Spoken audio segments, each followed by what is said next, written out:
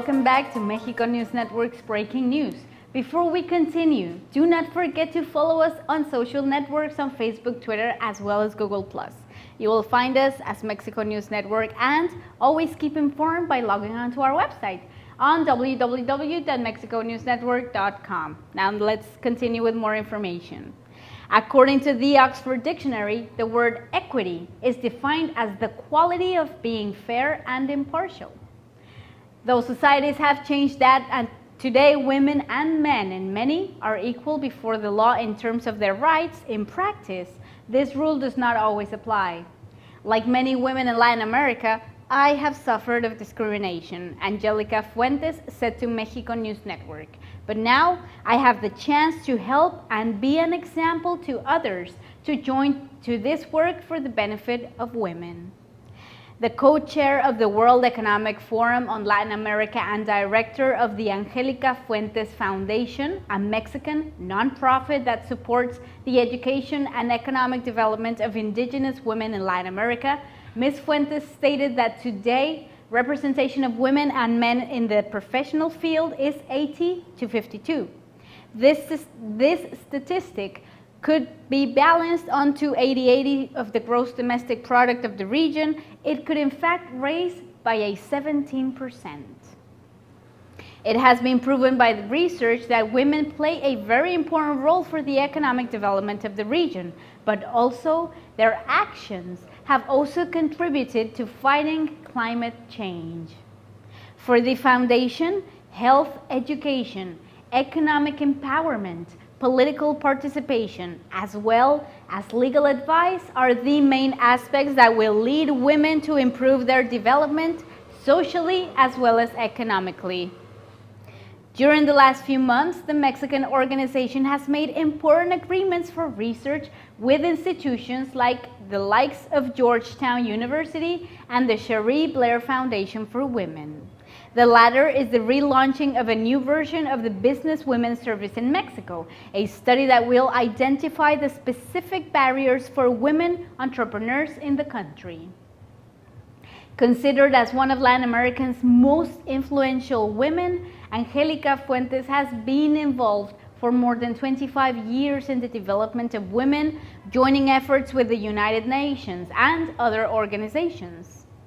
Finally, Mrs. Fuentes said, "For me, it is important not to duplicate the same work and generate a better dynamic along with results."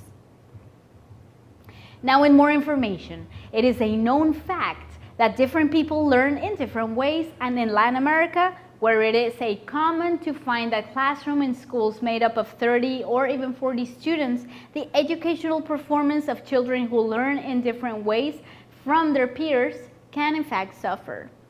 Keeping this in mind, there is a company in Brazil that has created a brand new tool that is revolutionizing the education system of this South American country. Considered by the Schwab Foundation as one of the 33 most socially entrepreneurial companies in the world, Geeky is a new project that offers education solutions through the concept of adaptive learning. But you may wonder how it actually works. First of all, the Geeky team carries out an analysis for the student to create a profile.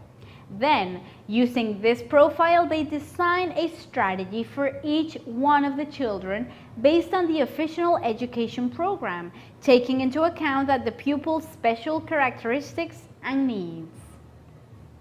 It also offers a tool through which academics can follow upon the progress of each and every student and to compare it with the group. The program also provides incentives for those students to develop their very own skills through interactive tools and lessons designed by professionals.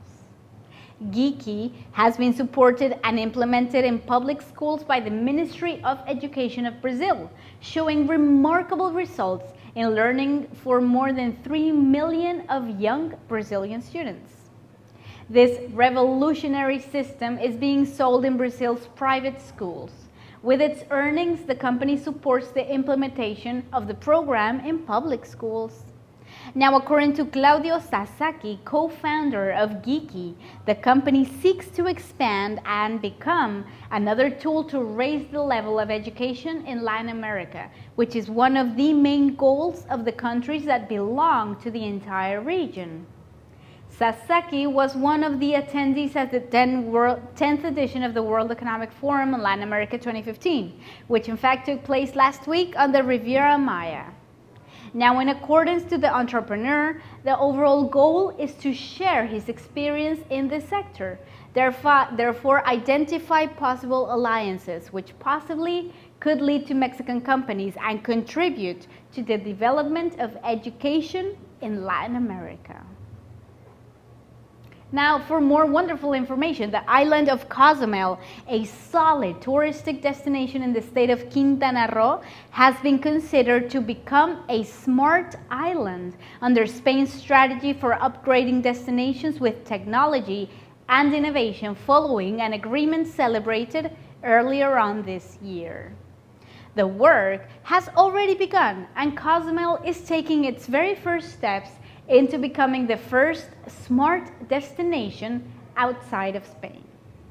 But what is Smart Destination?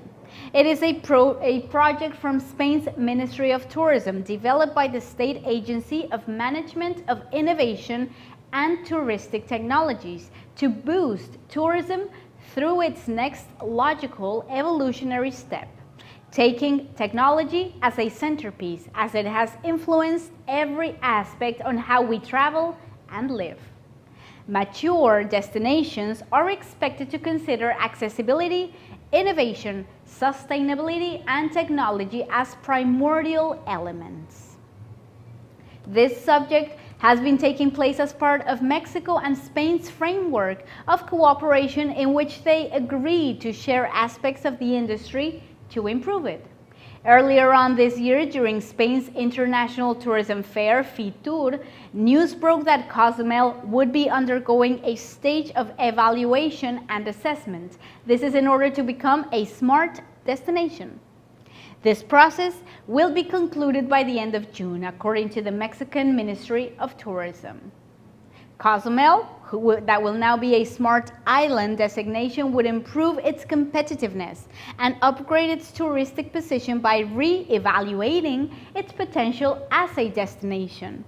This strategy, in fact, would make a better use of natural and cultural assets, create innovative resources, and improve efficiency in production and distribution processes, resulting in a sustainable overall development. Now, during the past decades, hurricane tracking has been improved, but being able to determine a hurricane's intensity has been something for a weak spot for forecasters. However, now, the world's largest indoor hurricane simulator is fully up and ready to help scientists and meteorologists get a much better understanding of the strength of hurricanes. The University of Miami Rosenstiel School of Marine and Atmospheric Sciences invested $15 million to create a wind and wave machine, basically a large tank which measures about 20 feet wide and 66 feet long, officially known as SUSTAIN. SUSTAIN is the acronym for Surge Structure Atmosphere Interaction Facility, the world's largest indoor hurricane simulator. It was in fact installed at the Marine Technology and Life Sciences Seawater Complex to help meteorologists predict how strong a hurricane can get, which has usually been a gray area of sorts in the field. It may also provide information on damage levels for coastal constructions. The tank contains 38,000 gallons of water, fresh or salt. It in fact looks like a huge aquarium with no fish and has a wave generator with 12 different paddles to create different wave variations, along with a fan with a 1,700 horsepower engine capable of reaching a wind speed of 156 miles per hour. This is to recreate the power of a Category 5 hurricane. The lead scientist for the entire project, Brian House, stated that a key component of SUSTAIN will be to improve hurricane intensity forecasting, as quoted in an article from Business Insider. Paul Wilson, VP of Model Development at Risk Management Solutions in London, believes that this tool could also be very much helpful in understanding how buildings respond to extreme weather events. Mr. House himself explained that most of the existing building codes and models for coastal areas do not take into account real information about what happens in these conditions, which makes it a new technology very, very much helpful. SUSTAIN can be of great help, as scientists can learn and transmit the information to meteorologists, who can then warn people by providing accurate forecasts. This in turn could lead to saving lives, prevent suffering and devastation. Now stay with us, as we'll be right back with more information on Mexico, the world of science, technology, and much more, after these few messages. Audio Jungle.